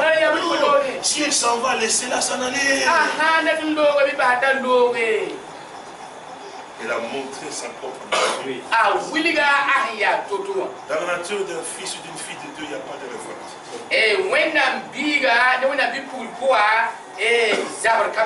C'est la soumission. Je crois que je l'ai déjà parlé ici une fois. Même si vous avez un mari qui monte sur ses chevaux, qui crie sur vous tout le temps, ma soeur. Ne vous élevez jamais à dire, oui, mais tu es quand même aussi incroyant que moi, tu vas dans la même église que moi. En plus, tu es un frère. Tu cries sur moi. Moi aussi, je peux. Hein? Non. Toi, sœur, la Bible dit, soyez soumise à vos maris. Si lui, il est un frère, et qu'il te maltraite, toi, sœur, le Seigneur s'occupera de lui. Toi, en tant que fille d'Abraham, montre que toi, tu es devenue une fille d'Abraham. C'est pas que si lui fait comme ça, quand tu disais, je suis d'Abraham. Non, sœur, tu n'es pas capable de le faire. J'ai dit, j'accepte de porter la croix. Même si tu me frappes, je te respecterai toujours. Quand vous agissez comme ça, les gars de l'homme, ma soeur, elle va s'agenouiller devant toi. Il va s'agenouiller devant toi. Parce que l'amour que tu manifestes, que tu dégages, il te frappe et tu lui dis je t'aime. Il te frappe, tu dis mais je peux encore nettoyer si tu veux encore. Cet homme va se coucher par terre avec des larmes. Je vous ai déjà raconté les témoins de cette sœur-là, non? Donc son mari était un ivrogne. Oui, vraiment un ivrogne, Et puis, un jour dans un café, c'est les endroits où on va boire la bière. Avec ses amis, ils se sont retrouvés pour boire. Et puis, ses amis disent, aujourd'hui il n'y a pas de chrétiens voilà. Et le monsieur en question dit, parce que ses amis disent, mais tous ces chrétiens font comme tous les païens. Ils sont seulement chrétiens de nom, mais leur vie est comme tous les païens. Mais le monsieur dit, tous ne sont pas pareils. Il dit, toi tu en connais quelqu'un qui est différent? Il dit, oui. Et c'est qui? Il dit, c'est ma femme. Et pourtant un ivrogne qui ne mène pas une bonne vie. Vous savez, il t'écrit d'un côté, de l'autre, il te regarde comment tu vas agir. Vous comprenez? Donc, toi femme, et quand il te voit toujours, il dit, de l'œil, je vais crier, je vis que... N'oubliez jamais ça, frère. Ma soeur, je crois. De l'œil ici, il faut il est au feu ici, mais là-bas, il regarde comment tu vas réagir. Quand tu réagis bien, il enregistre un peu. Et c'est comme ça qu'il était. Il dit, c'est ma femme. Il dit, ta femme, il dit, c'est là, en tout cas, si elle est chrétienne sur la terre, c'est bien elle. Il dit, ta femme à toi. Il dit, oui, venez, dis-moi, on va vous prouver qu'elle l'aime. Ils sont venus à la maison. Feignant d'être ivre. Oui, ils chantaient. Et puis ils entrent à la maison avec son mari. Ils font comme des gens qui sont sourds. Et puis la soeur le voit. Et vous savez, c'était une autre soeur. Il voit son mari venir comme ça. Et puis il va dire, mais c'est pas normal. D'abord, toi tu es sourd, je te supporte. Et en plus, tu me ramènes encore toi et tes amis sourds. Non, ça n'est assez. Ça n'est assez. Je ne veux plus supporter ça. Mais elle, c'était pas comme ça. Elle les a vus. Elle dit, ah, ce sont les amis de mon mari. Mais elle se dit, oh, entrez. Asseyez-vous. Il faisait comme ça, un sourire. Asseyez-vous. Avec le respect. Sœur, quand vous aimez Dieu, Dieu est avec vous. Il va vous défendre. Et ils se sont assis. Et puis dit, oh, nous voulons manger. Il dit, mais qu'est-ce que vous voulez que je fasse? Il dit, ce que nous voulons, ce sont des omelettes. Des omelettes? Oui, elle est partie à la cuisine. Elle a fait les oblates et tout ça, avec respect. Elle est venue, elle a donné avec autant de respect. C'est bon. À ces hommes qui étaient ivres, effectivement. Ils pouvaient leur dire d'aller manger dans les cafés d'où vous venez. Non, elle a dit non, ils sont venus chez moi. Eh bien, je les reçois avec mon mari. Elle a servi les œufs. Ils ont mangé les œufs. Ils ont pris les œufs. Ah, c'est pas bien fait pour mon paquet. Elle pouvait dire, mais ma femme, je vous reçois avec du respect. Dieu, je fais des œufs pour vous. Et maintenant, vous n'êtes pas content, vous cassez mes assiettes et mes œufs. Non, elle a dit, ah, c'est pas bien comme je fais. Alors, pardonnez-moi. Je vais encore refaire les œufs. Elle rentre dans sa cuisine. Elle commence à faire les œufs. Elle chantait. Jésus doit-il porter sa croix tout seul? Il y a aussi une croix pour moi. Je l'ai apporté, elle a mangé. Et pendant qu'elle a terminé les œufs, lorsqu'elle est retournée, tous ces hommes-là étaient convertis. Elle a trouvé des hommes convertis. Ils ont dit, mais que Dieu soit béni parce que par toi nous avons connu que Dieu existe. C'est une femme si tu sauveras ta femme. Vivez la parole de Dieu. Alors pour la persévérance, je vais terminer par là. Pour que vous sachiez que c'est tellement important pour le peuple de Dieu. Dans le livre d'Apocalypse. Et nous terminerons par là. Apocalypse chapitre 3. Je pense que c'est cela. Et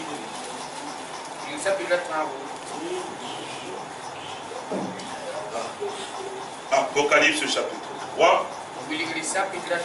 Nous allons lire à partir du verset. Je ne vais pas lire beaucoup parce que je ne trouve pas de difficulté pour qu'on puisse lire. Alors, je vais lire verset 10. Bon, tu le vois? Verset 10, tu le vois? Tu arrives à voir? Alors, verset 10, il dit, parce que tu as gardé la parole de la persévérance à moi, je te garderai aussi à l'heure de la tentation qui va venir sur le monde entier pour éprouver les habitants de la terre.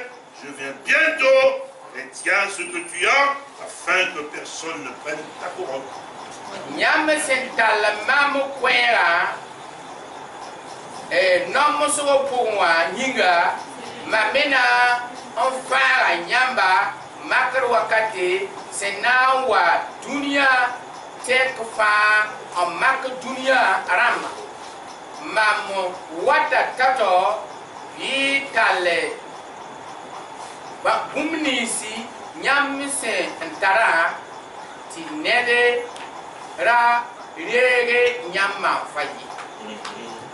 C'est ce que le Seigneur Jésus, notre Sauveur, a dit.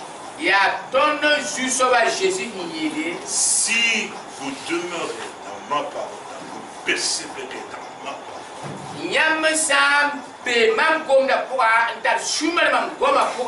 vous êtes vraiment mes disciples. Et vous connaîtrez la vérité. Et la vérité vous affranchira. Demeurez dans la parole de Dieu. Que ce que vous avez entendu dès les commencements demeure véritablement en vous. Si cela demeure en vous, soyez sûr et certain que vous demeurez dans le Seigneur. Amen. Et que le Seigneur demeure aussi en vous. Il est écrit dans les Saintes Écritures, je ferme pour je termine. Il est écrit dans les Saintes Écritures. Pour cela, il faut prêter toujours attention. Dans chaque âge, lorsque le messager a donné le message, et la Bible dit, et celui qui a des oreilles entend pas ce que le messager dit, mais ce que l'Esprit dit aux églises.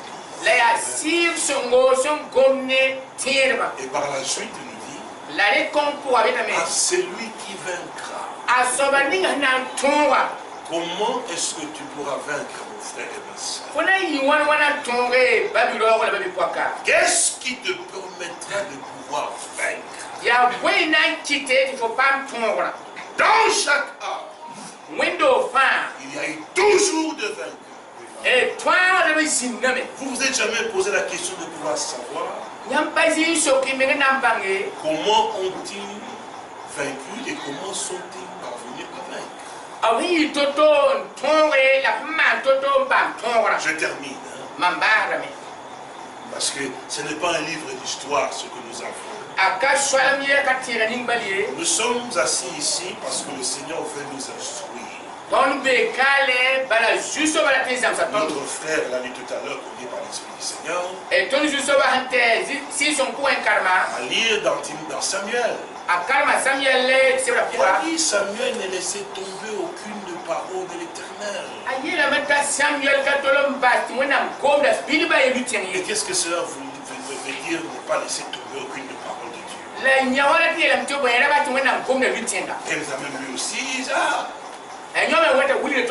Quand Abimelech, je crois que c'est lui qui est venu vers lui. Faisons une alliance avec toi. Et pourquoi? Parce que nous voyons que l'Éternel est avec toi. Nous voulons avoir une alliance avec toi. Parce que nous avons vu que l'Éternel est avec toi. Alors je disais tout à l'heure, dans chaque arbre, il est écrit, je vais terminer, je ne vous fatiguer pas, à celui qui vaincra. Vous ne vous êtes jamais posé la question de savoir comment est-ce qu'ils ont vaincu et avec quoi et de quelle manière ils sont parvenus à être appelés des vainqueurs. Ben, ils devaient vaincre quoi?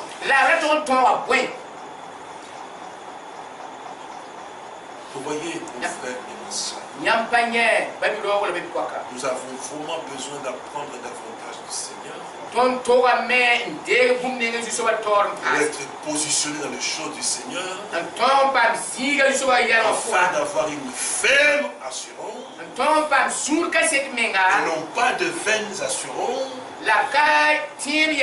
comme l'apôtre Paul l'a dit. 1 Corinthiens chapitre 15 verset 1. Je vous rappelle, frère, l'évangile que je vous ai annoncé, dans lequel vous avez persévéré, dans lequel vous êtes sauvés, pour autant que vous le reteniez, pour autant que vous le gardiez, tel que je vous l'ai annoncé. Autrement, vous aurez cru en vain. Autrement, tout ce que vous avez fait est vain. Et votre destination, c'est la perdition. Et pourtant, vous avez entendu la parole. Et pourtant, vous avez fait beaucoup de choses. Et c'est ainsi qu'on comprend dans Matthieu chapitre 7. Plusieurs me diront ces jours-là, Seigneur, n'avons-nous pas prophétisé par ton nom? N'avons-nous pas fait ceci par ton nom? N'avons-nous pas fait des mots par ton nom? Je leur dirai ouvertement, je ne vous ai jamais connu.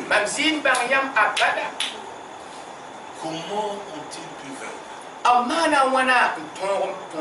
Parce qu'il fallait qu'ils soient des vainqueurs. Dans chaque âge, il y a eu des vainqueurs. Regardez une chose, je vais m'arrêter là. Regardez une chose. Tous, regardez. Vous avez remarqué une chose? Que dans le chapitre 4 d'Apocalypse, on nous a montré le trône. Et autour du trône, il y a les 4 êtres vivants. 4 êtres vivants. Remplis des yeux derrière et devant, ainsi de suite. Vous n'avez rien remarqué que ces 4 êtres vivants, chacun d'eux avait une face particulière. Vous l'avez déjà lu? Vous l'avez déjà lu? Ce soir, nous n'avons pas le temps, nous allons prier. Chacun avait une face particulière. Et cette face avait aussi son importance. Et pourquoi est-ce que cette face avait son importance? Dieu est vraiment parfait dans sa parole. Pourquoi quand ce frère, notre précieux frère, insistait sur un point, que nous avons besoin de la parole de Dieu, nous devons comprendre que ce n'est pas une formule parole de Dieu. Mais nous avons de la parole exprimée par Dieu. D'entendre ce que Dieu dit. Et que nous reconnaissons que c'est la parole de Dieu. Alors nous voulons la garder. Puisse le Seigneur, notre Sauveur, vous bénir encore ce soir, vous soutenir encore. Je prie pour qu'il vous bénisse, pour les efforts que vous avez faits pour résister jusqu'à cette heure-ci. Je sais que parfois ce n'est pas facile, mais je prie qu'il vous bénisse pour cela. Parce que les sacrifices que vous avez faits pour Dieu, pour écouter un homme comme moi, et Dieu vous bénira pour ça. Alors maintenant nous allons nous lever pour que nous prions ensemble, afin que le Seigneur bénisse aussi votre retour. Nous allons élever nos voix devant le Seigneur. Que chacun puisse vraiment prier pour implorer aussi la grâce du Seigneur, afin que le Seigneur l'aide davantage à être réveillé et à prendre conscience de l'urgence du temps dans lequel nous nous trouvons. Mon frère et ma soeur, arrêtez d'aller dans les train-train de choses. Il faut que nous prenions contrainte, c'est-à-dire d'aller comme des choses contre le jour comme ça. On vient à l'assemblée, on part, on vient à l'assemblée, on part. Il faut que nous comprenions que dans les choses de Dieu, il n'y a pas d'habitude. Quand l'habitude vient, c'est là que la mort s'installe. Dans les choses de Dieu, c'est la vie. Quand nous venons à l'assemblée, dans la maison du Seigneur, chacun de nous doit apporter quelque chose. Ce n'est pas de l'argent qu'on demande. Vous-même, vous devez participer. Vous devez vous donner dans l'œuvre de Dieu. Et comme le pasteur se tient ici, ou mon frère Désiré se tient ici, pour conduire le chant, ne chantez pas comme des cadavres. L'amour de Dieu est si merveilleux. Non, chantez que vous connaissez l'amour en question. Quand je chante l'amour de Dieu, j'exprime ce que cela produit en moi. Je ne vais pas m'occuper de ce que les voisins vont penser. Dieu a fait quelque chose dans ma vie. Alors je suis là, je chante cet amour de Dieu avec mon cœur. Oh, j'aime Jésus. Oh. Je n'ai pas dit non plus qu'il faut exagérer. Non. Quand j'aime Jésus, j'ai dit j'aime Jésus. Mon voisin, ma voisine va sentir que cet homme, cette femme, il aime vraiment son Jésus. Vous avez honte même du Seigneur dans la maison, on prononce son nom. Et quand on sort dehors là-bas, lorsque la guitare bouge un peu, on n'a même pas demandé la tête d'enfant, la tête d'enfant. Oh, qu'est-ce qui m'arrive, père? Oh, là, je vais oublier. Oh, frère, on est avec toi, retiens-toi. Qu'est-ce qui se passe? Et dans la maison du Seigneur, il est comme une brique. Non, c'est là qu'il faut réellement exprimer sa joie, sa reconnaissance à Dieu. Nous allons prier. Précieux Sauveur, nous voulons te dire encore merci. Parce que tu es le Dieu que nous aimons. En dehors de toi, il n'y a point de Dieu, mon Père béni, Père. Oh Dieu, quand nous avons besoin, nous savons que nous avons trouvé celui qui peut étancher notre soif, mon roi. Et tu es un secours, mon roi, qui ne manque jamais au temps de la détresse, mon bien-aimé Père. Et dans ta maison, mon âme est dans la joie pleine, pour glorifier ton Saint-Nom, mon bien-aimé Père Saint, et entendre ta parole à toi, mon Père. Tu as dit l'homme ne doit pas le faire seulement. Oh, ce soir, nous voulons te dire encore merci, Père. Oh Dieu, nous voulons te donner du temps, mon bien-aimé Père. Nous voulons que nos cœurs soient attachés à toi. Nous voulons servir le Dieu vivant. Oh Dieu du ciel, que ton nom, honneur et reconnaissance, mon bien-aimé Père, parce que tu n'as pas changé, mon Père.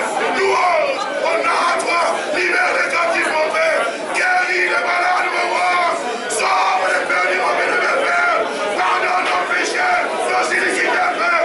Nous avons failli au bon roi, je t'en supplie, Père, guéris les malades, mon bien-aimé, restaure, mon bien-aimé Père Saint, vois nos enfants, Père Bénissant, délivre, mon bien-aimé, guéris les Père, soutiens au nom du Seigneur Jésus, fais sa puissance, mon roi, que l'on connaisse le Seigneur, fais sa puissance, mon bien-aimé Père, réveille mon sauveur et Dieu, donne encore la vie, nous sommes à toi, mon bien-aimé Père Saint, et ce peuple est à toi, et ta parole à toi puisse encore avoir la puissance, mon sauveur, d'agir dans le cœur, mon bien-aimé Père Dieu, de ramener ceux qui sont à toi, mon bien-aimé Père Dieu, on est pas libre et quand il faut bénir, Seigneur, à toi la gloire, à toi l'honneur, à toi la puissance, mon Seigneur. Bénis chaque foyer, mon bien-aimé Père Saint. Oh, bénis chaque maison, mon bien-aimé Seigneur. Accorde la grâce, mon Père. Bénis ton peuple, mon Seigneur. Soutiens, fais vivre, Père. Et que ta parole à toi ait la puissance de pouvoir agir encore. Je t'ai prié, mon précieux Maître de Dieu. Au nom du Seigneur et Sauveur Jésus-Christ. Amen. Amen. Que le Seigneur vous bénisse. Amen.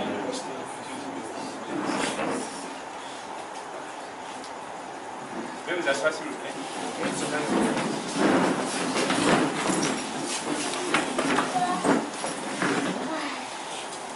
Quand on a entendu un si merveilleux message,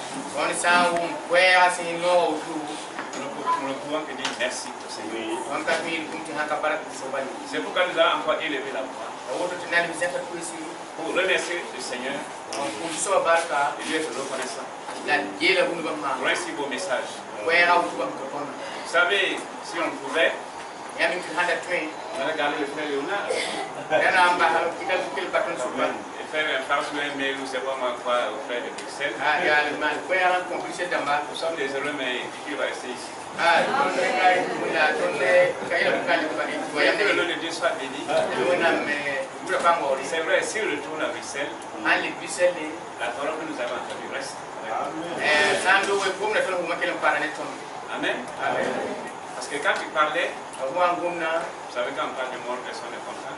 Personne ne connaît le jour de sa mort. C'est pourquoi nous devons persévérer dans la connaissance de la parole de Dieu. Quand on touche à ces passages, les visages sont fermés. Frères et sœurs, détendez-vous. Parce que nous avons de l'espoir. Nous avons de l'espoir. C'est pourquoi nous devons une fois de plus rendre grâce au Seigneur pour son serviteur qu'il a envoyé. Et par lui, il nous a encore enseigné des choses que nous ne connaissons pas auparavant. Mais comme c'est son serviteur, il a puissamment utilisé afin que nous aussi nous soyons édifiés. Que son nom soit béni. Vos frères soyez bénis. Que mon frère Manza soit béni. Que chaque fois il a besoin le frère Léonard. Si le frère vient en Côte d'Ivoire qui vient ici. La prochaine fois nous qui avons invité le frère Léonard, il va aller en Côte d'Ivoire après. Il va inverser le rôle.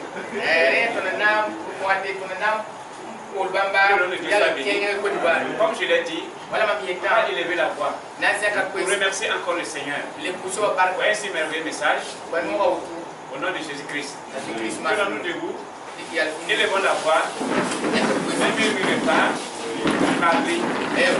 Dieu a tout fait par sa parole. Donc élevez la voix et remerciez le Seigneur pour ce merveilleux instant. Prions ensemble.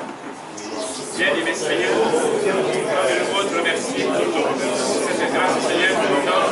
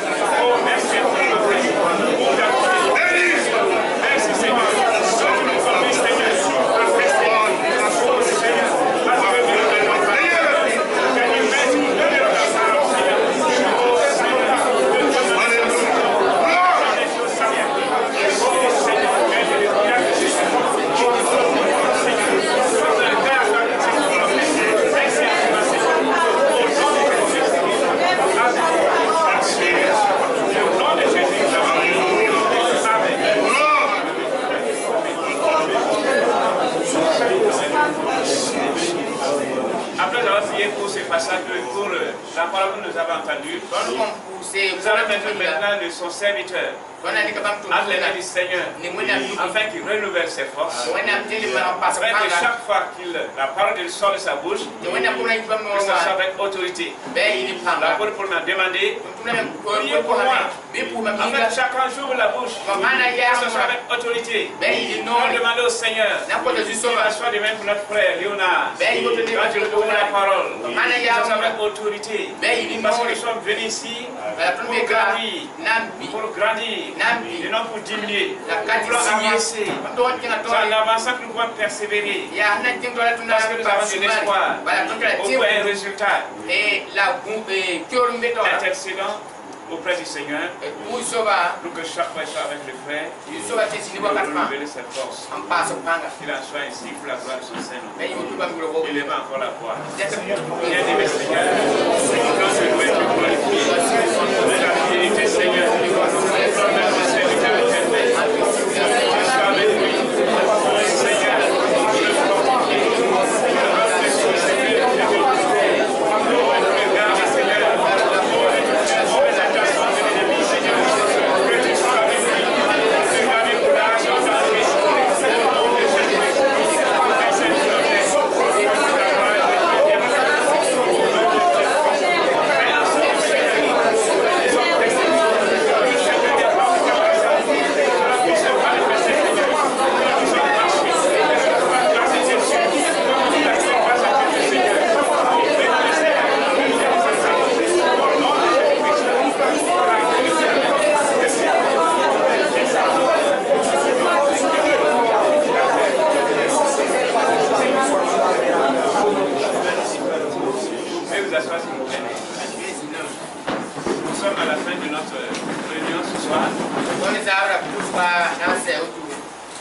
demain matin encore, on serait là. Venez très nombreux. Vous n'êtes pas fatigués. Vous savez, la nourriture que nous venons d'entendre a une particularité. Ce n'est pas comme la nourriture physique. Physique, là, même si c'est bon, si vous mangez trop, on arrive à en avoir marre. La parole de Dieu.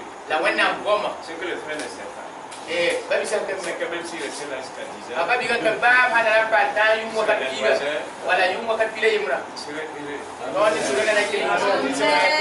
il serait Amen. Mais comme il est dans un corps physique, il se fatigue lui-même. Il faut bien s'arrêter, n'est-ce pas? C'est pourquoi on va s'arrêter maintenant. Et puis demain matin, par la grâce de Dieu, on va encore nous retrouver ici. Écouter la parole de Dieu. Pour chanter à la gloire de son Seigneur. Pour chanter véritablement. Fin fond de notre cœur. Nous n'avons pas murmuré en chantant. Nous avons chanté avec vivacité, avec amour. Amen. Amen. Donc pour finir, nous allons demander à notre frère Pascal qui est là de nous conduire pour la fin. Nous allons souhaiter bonne nuit. Et nous serons tous demain matin ici. D'accord? Il en soit ici au nom de Jésus. Notre Père, nous sommes infiniment reconnaissants. Là, tu nous as mis dans ta présence.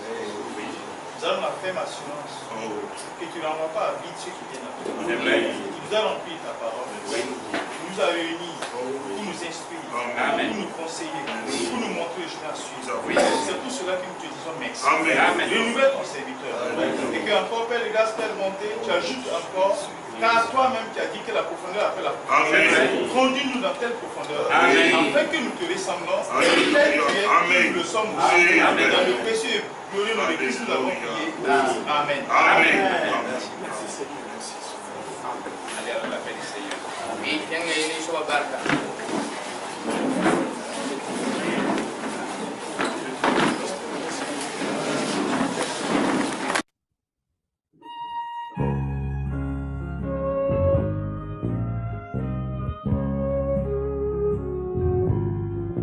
God's children